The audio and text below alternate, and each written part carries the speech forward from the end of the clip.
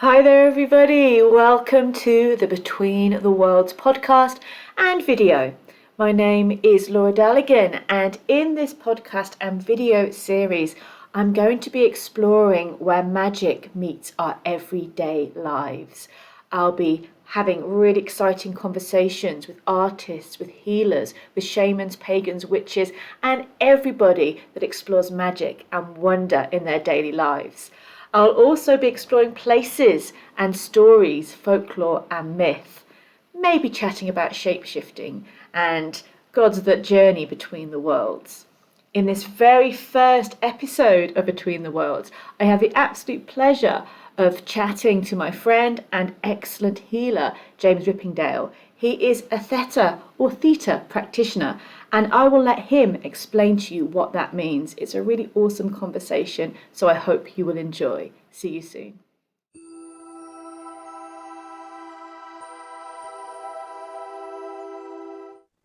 Hi, everybody, and a huge warm welcome to the Between the Worlds podcast and our very first interview of the series with my friend and awesome healer, James Rippingdale. Good afternoon. Hello.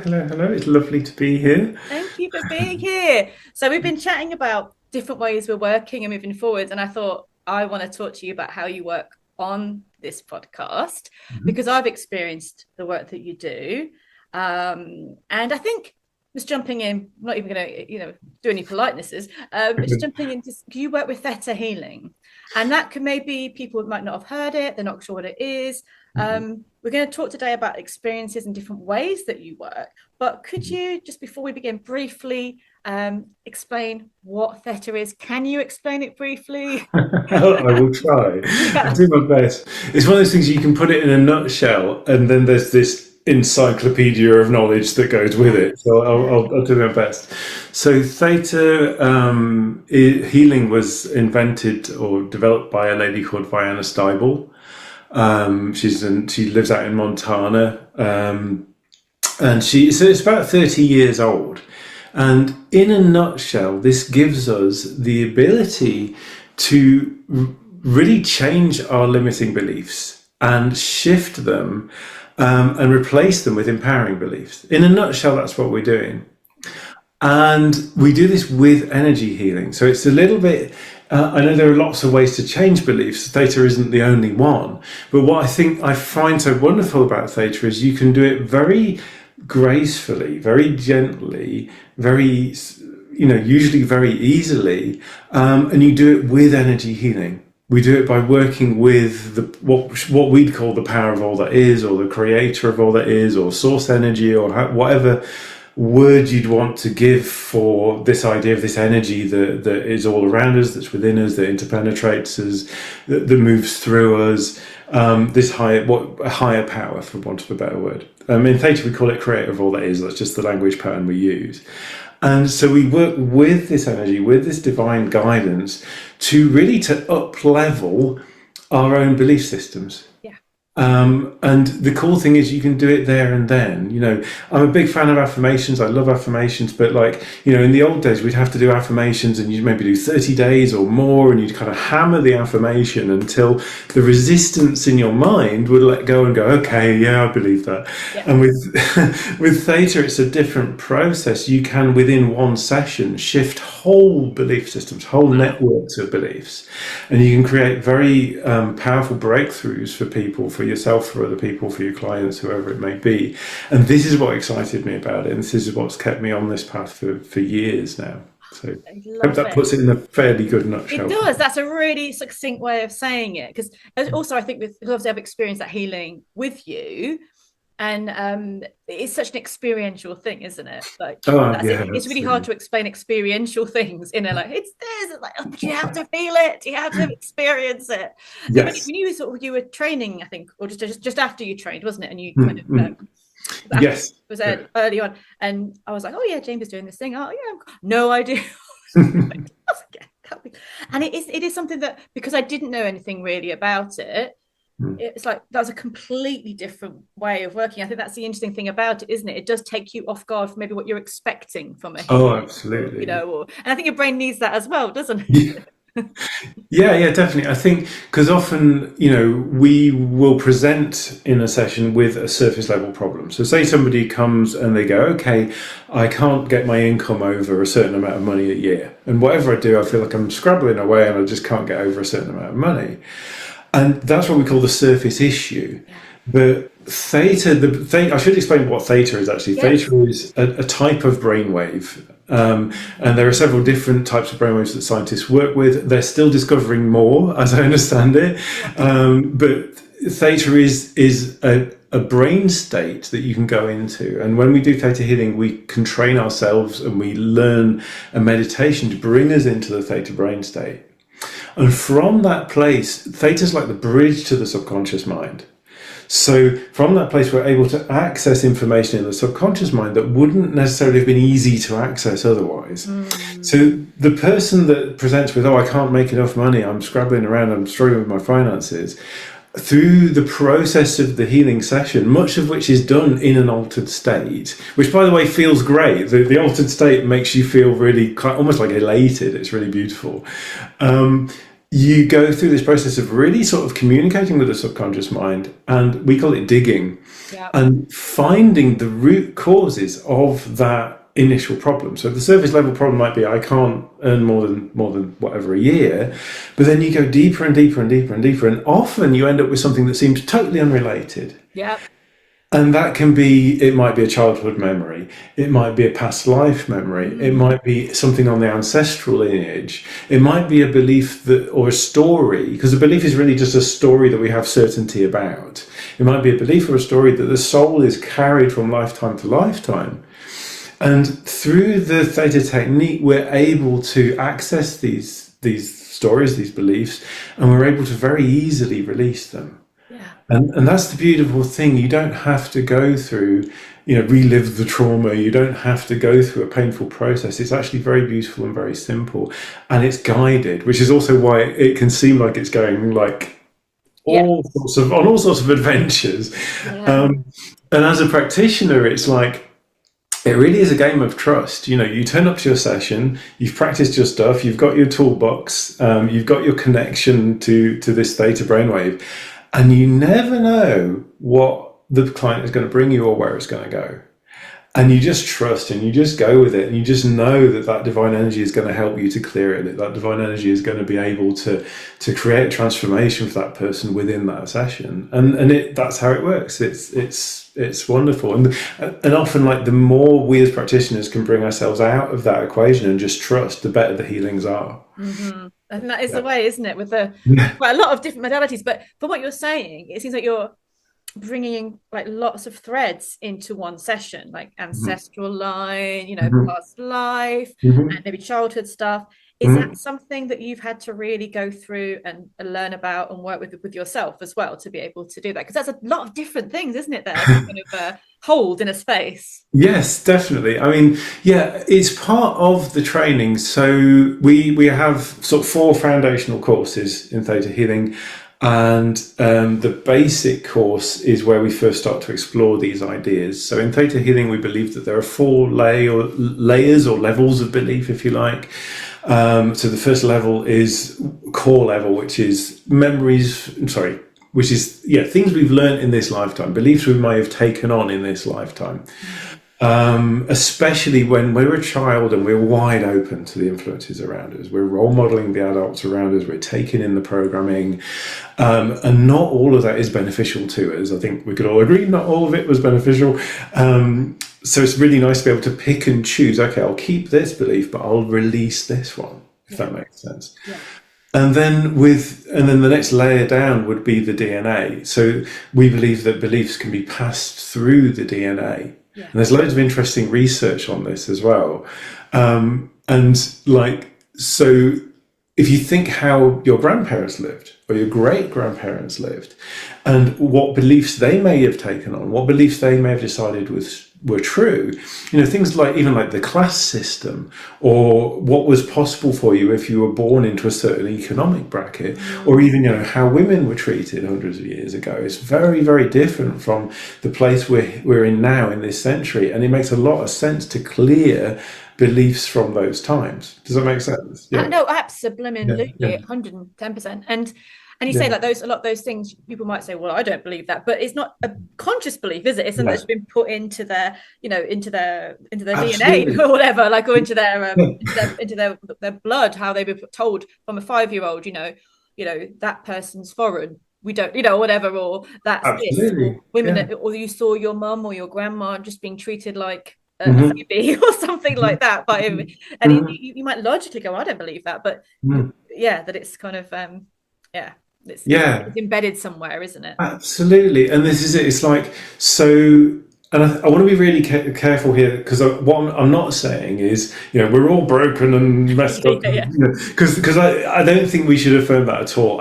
Here's what I see: is we work perfectly, but we might be running some, dodgy patterns. Let's put it that way, and we're running them perfectly most of the time, right?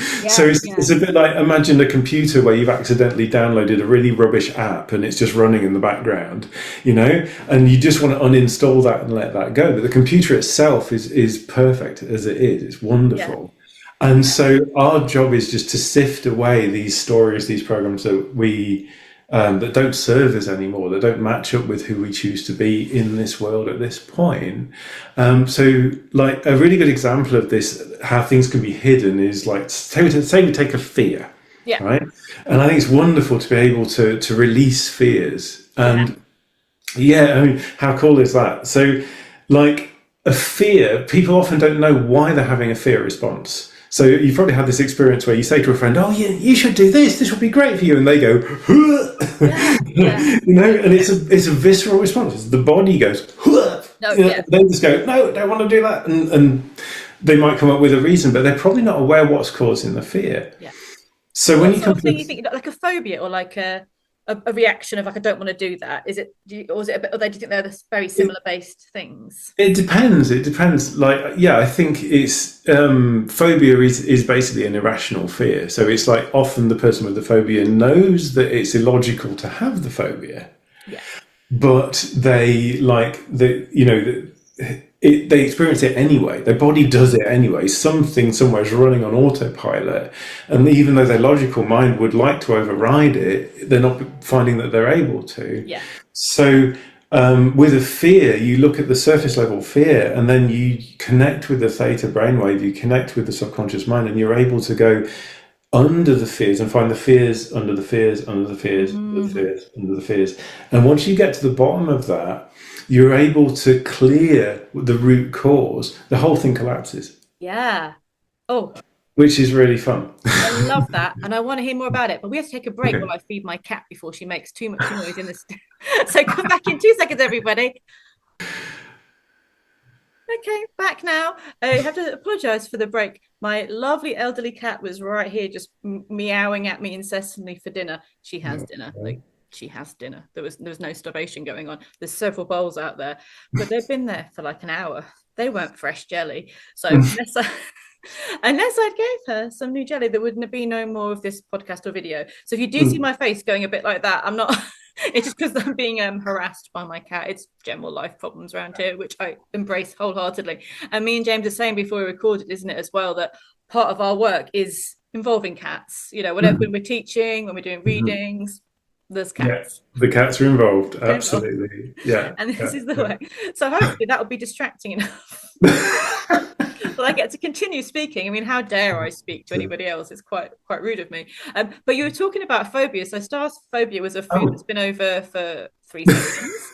I don't know. I mean, other phobias like things like vertigo is not really a phobia, is it? Or is, because I do get a bit of vertigo, but I guess that kind of is fairly rational, but maybe it's not if you know that you're holding on to the side of, like on the Eiffel Tower, and you're going up the stairs and you can see through the stairs.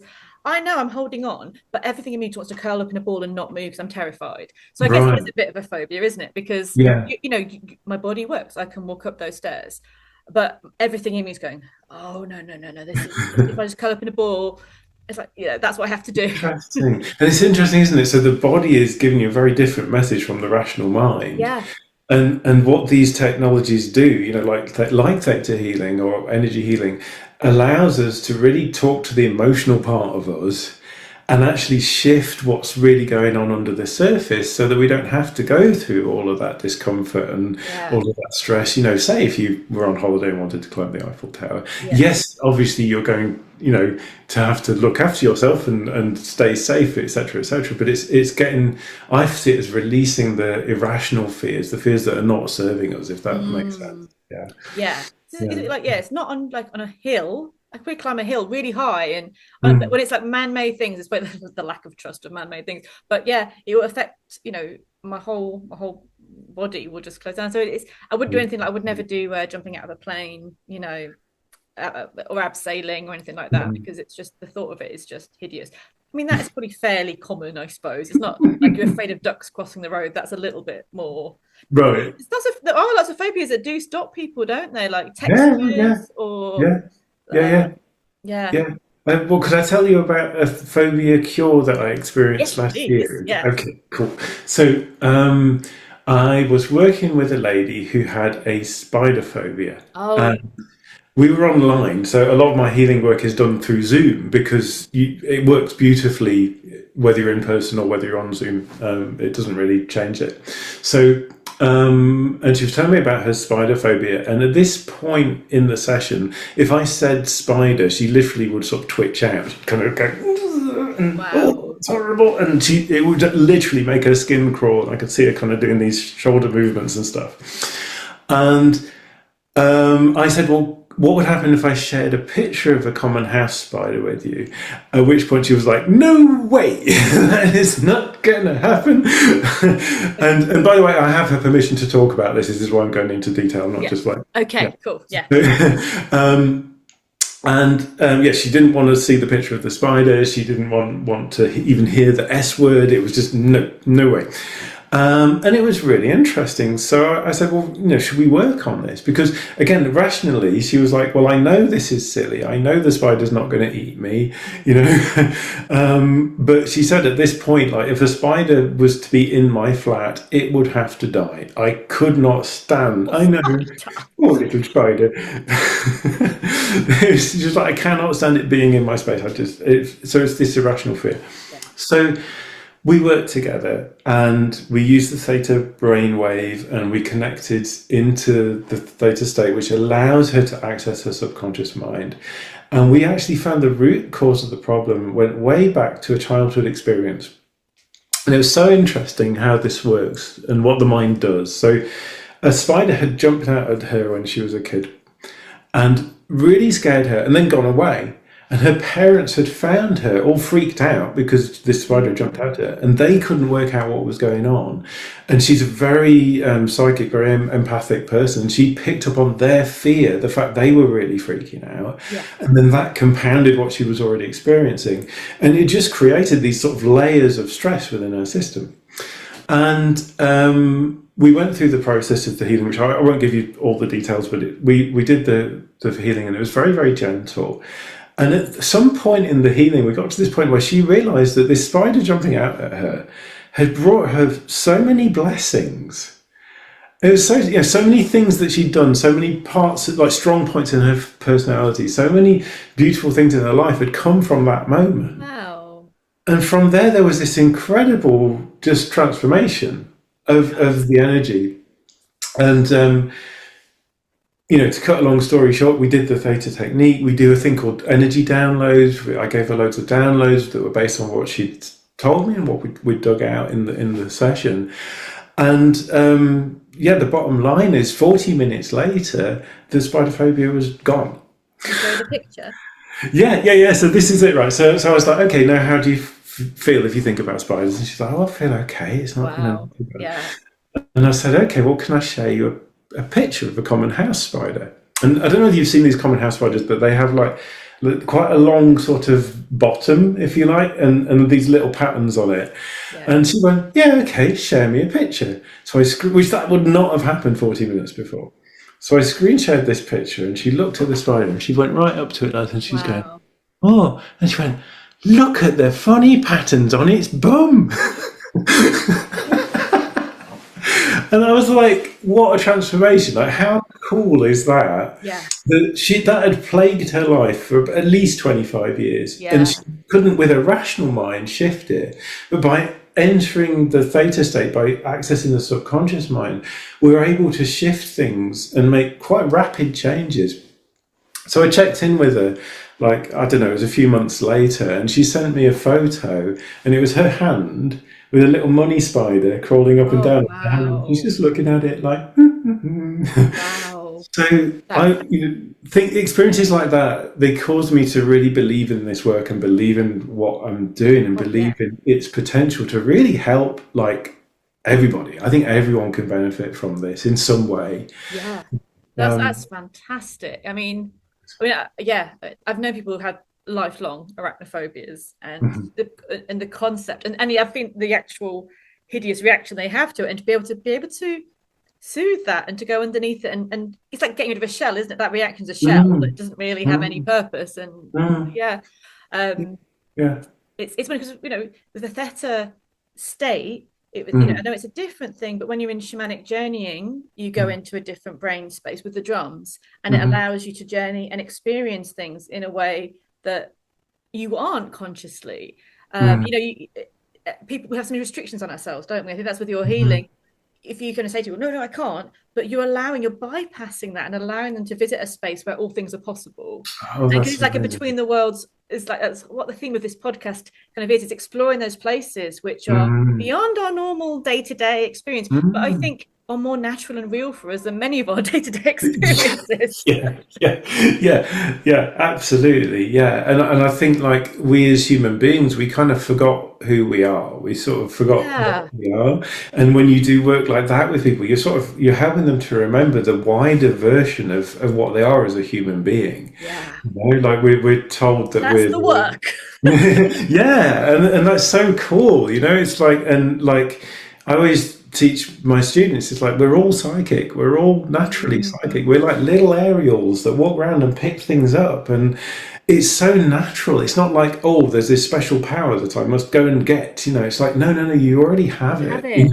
Yeah. For the Yeah. people that do readings, if they're not they go, oh, or like if they think you've got some things about doing tarot readings or intuitive readings, or the initial thing is that they think that you've got something that they haven't. Right, right. That you're looking into their mind, or you have some. I'm like, well, it's like anything. Like you're a guitar player, you know, anyone can play the guitar if you Mhm. really want to focus that energy and time and practice, and you've got, so you Yeah, have a natural talent for something, but yeah, anyone can do it if they really take the time. And it's the same with developing that antenna, just yeah, tuning in. Some people are very naturally good at it, some people just takes a bit of focus, but it's possible for everybody, isn't it? It's yeah, not a yeah. elitist, oh, I and this and you will not know it. No, we all can.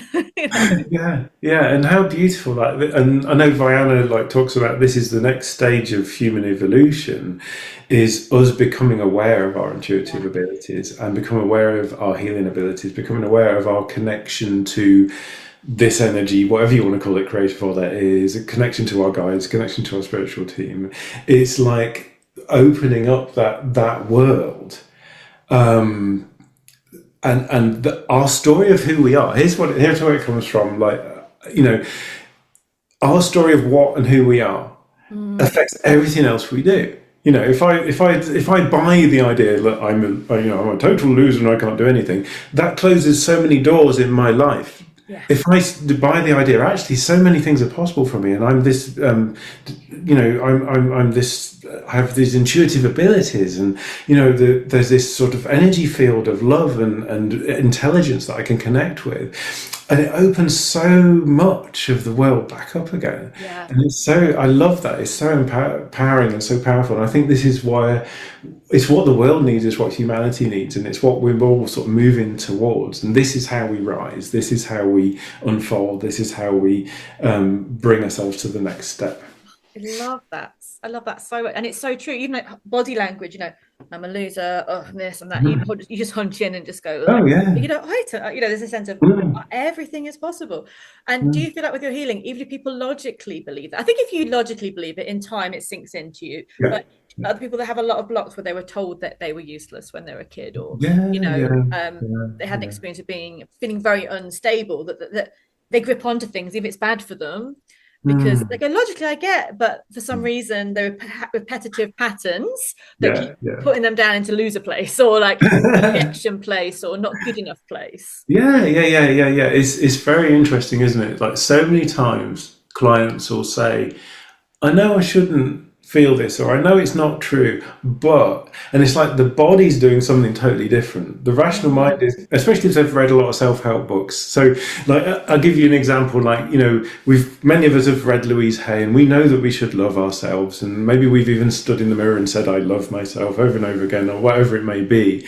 But like, what I often find in theta healing sessions is that belief is not actually there yet. It's not actually in It's kind of on place. the outside, isn't it? It's trying to get in, Yeah. but it's sort of hanging around here, not in. Yeah, it's like I know this is what I should think, but like it's getting it at a gut level and a cellular level and like a heart level, so it actually becomes your truth. I was listening to a thing today. It was like when the cells of your body vibrate with that belief, that's when the rest of the world gets it too. It's like, Yes. yeah, okay, Oh, nice. that's so good. Oh, it's like start. I haven't got dinner. Okay, stop the podcast. The whole world must stop. Quite right. But but yeah, like animals are in that space of well again, if they've been with humans too long, they can again adapt habits, can't they? That are I think animals Mhm, are in that space of that unconditional, just getting it or knowing what they want. mhm. But if they've been in a lot of contact with people that are not treating them well, they develop those kind of Yeah, yeah, not that's really maybe not interesting. things that Yeah. are not good enough, but acting in a way where they'll cower or Yeah, they'll yeah. I suppose it comes down to conditioning, doesn't it? And yeah. and, And and it's this is the sorry. there you go on. Sorry. I was just going to say, and this is the beautiful thing. Yes, we can become conditioned. We can become stimulus response, but we don't have to be, No. and we can change that. And No.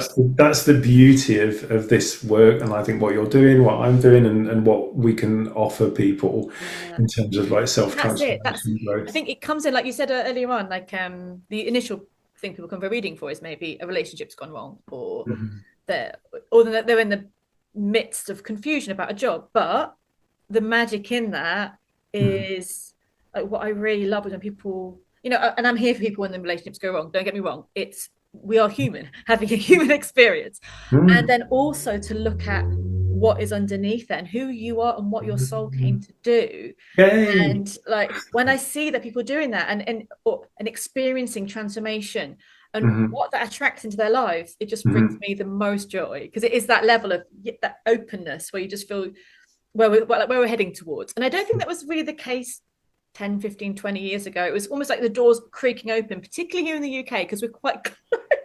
Like this to Americans, they're like, yeah. And I'm like, yeah, oh. Everyone in the UK is kind of a bit like, who do you think you are? Isn't it? It's quite different, isn't it? There's a mentality It shift. can be, yeah. And I think that it's really positive to bring it and just to, not to apologize who we are, because that's an ingrained Mhm. conditioning, not actually who we are. So the Mhm. Brits apologize for everything. They're going there, they put themselves down, and that's funny, and it is funny. And Yeah, yeah, get me wrong, I love a British humor, and also I love it, but also where does that come from, and is it real for you, and are you Mm. apologizing because you're ashamed to be who you are, or you don't know Interesting. how to be who you are? And so it's a really interesting thing to do kind of all over the world, but almost watching it Mm. culturally as well, because Mm. we put ourselves Mm. down before we get up so no one Mm. else can do it. Yeah, that's really interesting, isn't it?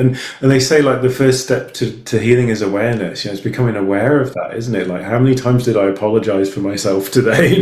And becoming Apology aware of square like, box. yeah, yeah, yeah, why not? Yeah, and it's like so starting to notice these patterns with the liberating knowledge that you can change them. Yeah, And like on a really deep level now you can change them, which is so yeah, beautiful. and it's wonderful. It's truly wonderful. And I think like as well, when you have those healings and when you experience them for yourself or facilitating them for others, Mm. the you just know you're in flow with the divine, with the universe, with your soul, Mhm. whatever you want to Mm. call it, with the gods, Mm. whatever, however you work, because it doesn't really Mm. matter. Whatever Mm. word you put on this spirit, this force, you're in that flow, and it's like this Mm. is it. And like you were Mm. saying, it opens up to who we are, Yes, truly at core, at source. yes, yes, yes, yes. Very good. I like Oh, it, I Laura. love it. So Yes. do people? need to have any spiritual belief to come to Theta? Is it something that expects a little bit of faith, Interesting. or not? And it's okay to say yes. No, that's a really interesting question. The best answer I can give you is the only prerequisite really for Theta is some sort of a belief in some sort of a higher power, like whatever that means to you. And so it might be that you think of it as, the nature, or it might be that you think of it as great spirit, or you might think of it as a lot of people like the word source energy. It's quite sort of trendy now. Some people would call it God. And so some sort of, and I think it's very personal to each of us, some sort of belief in some sort of higher power is necessary to really use the technique. And beyond that, there's not really, because it's so trans-denominational. It's amazing. So, like, when I was studying, I worked with people of all sorts of different religions. I worked with Muslims and Christians. I've worked with Jews. I've worked with Hindus. I've worked with pagans. I've worked with New Agers. And one of my friends is a Druid, and she's really interested in it. And we're actually combined. We do evenings in Glastonbury where we mix Druidry and Theta healing. Oh, And I'm going to come to one of those. I'm going to get this. Yeah. Oh yeah, come to one. Yes, definitely. Yeah. So it's so cool how it just clicks together with whatever the spiritual path of the person already is. Theta tends to complement it and to work with it really, really nicely, which is beautiful. It's a beautiful thing. That's kind of what we want, because we want to I think the world, we need to focus on what we have in common, Oh yeah. And the oneness and like team humanity, and like Theta has a beautiful way of doing that. And there are courses all over the world. There are teachers all over the world, and the Stiebels travel all over the world teaching it as well. So I think, we need to create this kind of world family by focusing on these similarities, and the kind of commonalities between what our belief systems are. No, completely. I think so. What you focus on grows, isn't it? So if you focus on the differences, and that's the world kind of does as a whole, that's the rifts that grow. But if you focus on the commonalities. So a few years ago when I did there's a Stonehenge exhibition, and it was about Stonehenge at the British Museum. Yes. And we had I think I call it the Jedi Council Zoom, because we had, it could have on paper it could have been an absolute disaster. You had two witches, you had Muslims, you had Jainism. I love Jain, the ones that that don't know much won't about kill anything, like the sweep the way. And there was there was another one which was from Japan. Oh my gosh. It's on the top of my tongue, and it's animism in Japan. Shinto, thank you. Shinto, yeah. Yes.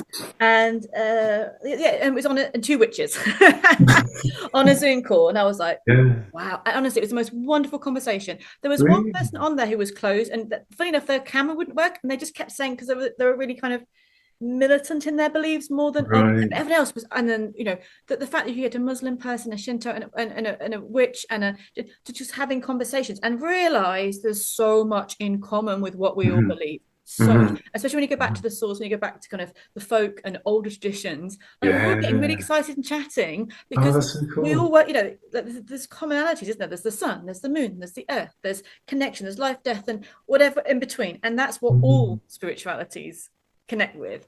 And the fact that you could be on a call with a Muslim and a witch, believing, with not believing the same thing, but having the same stories and having the same, just in different ways. It was such a good conversation. I felt so healed from that.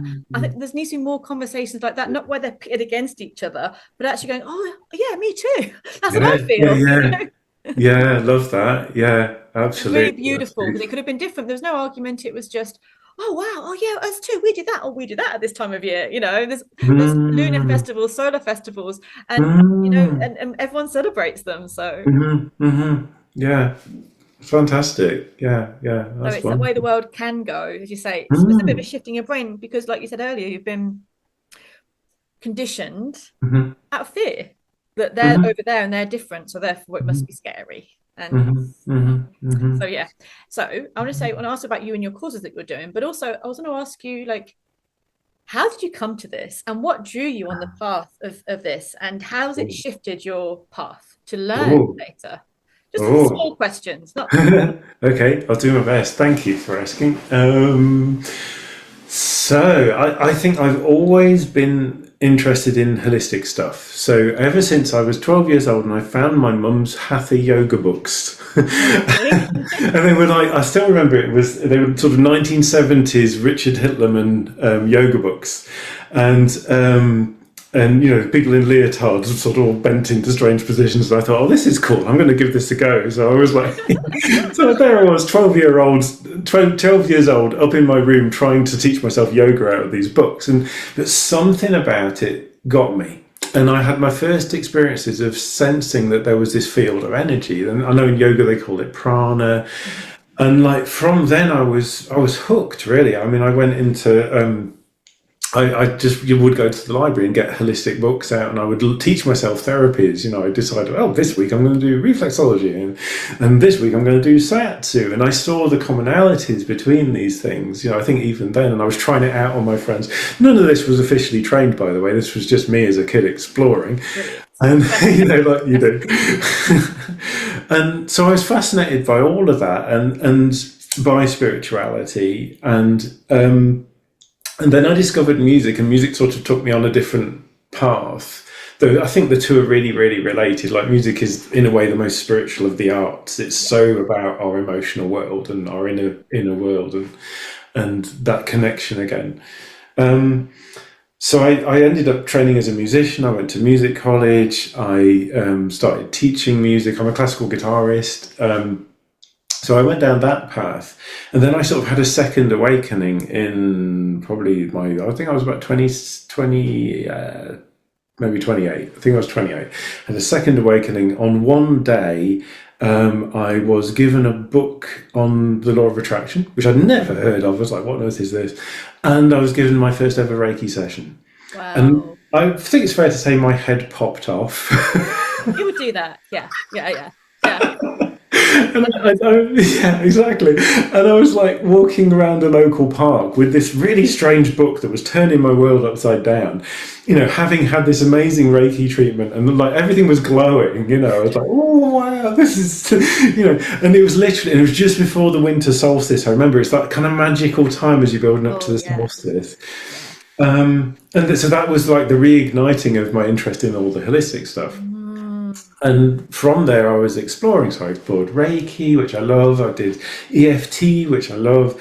And I was just sort of trying all these different modalities. And then when I came to Theta, it was actually after I moved to Glastonbury. So because I got interested in all this holistic stuff and all this spiritual stuff, like I started visiting Glastonbury.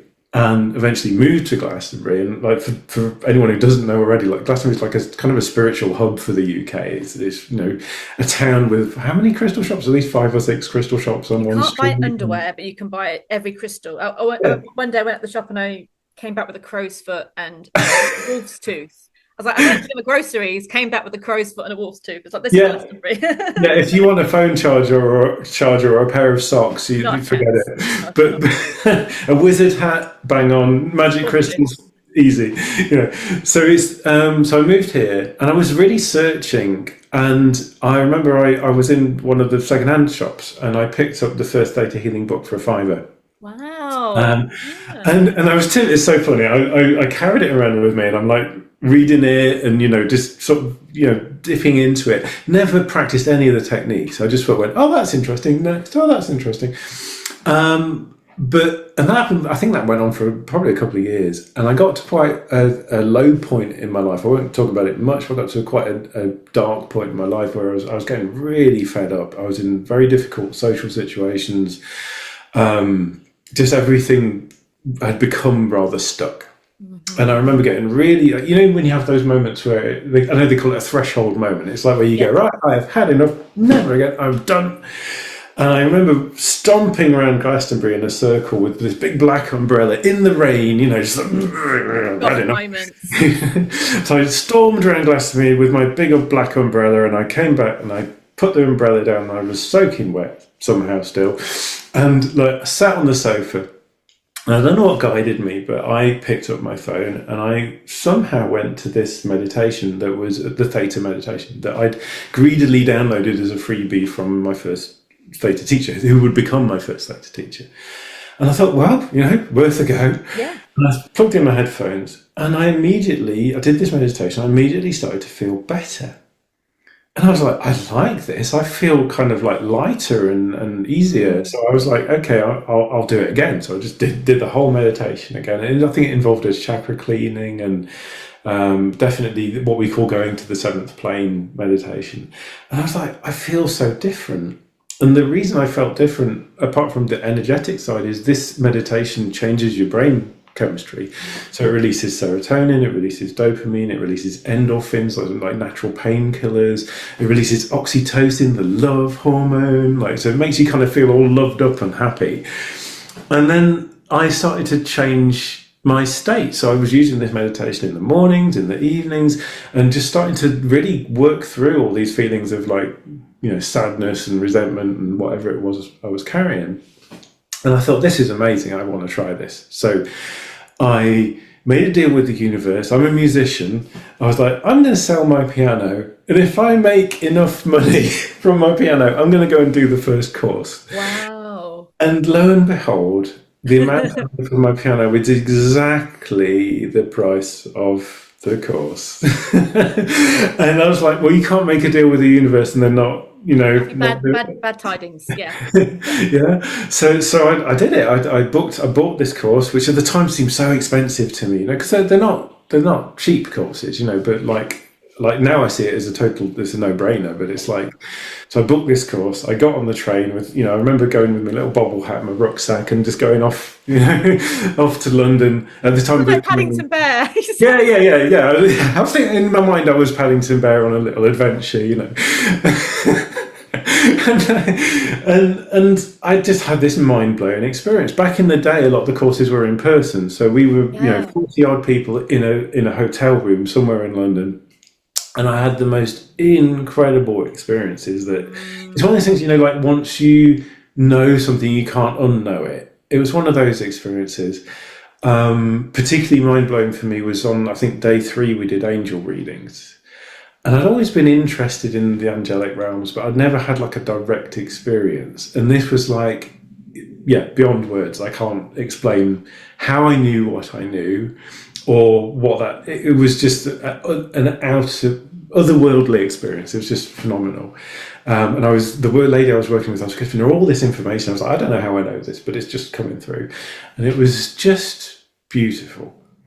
And I came home on the train, came back to Glastonbury, and so many things shifted, like automatically. I think because I'd shifted my energy, because I'd changed my beliefs on that first course, so many things moved. The social situation I was in just literally dissolved overnight.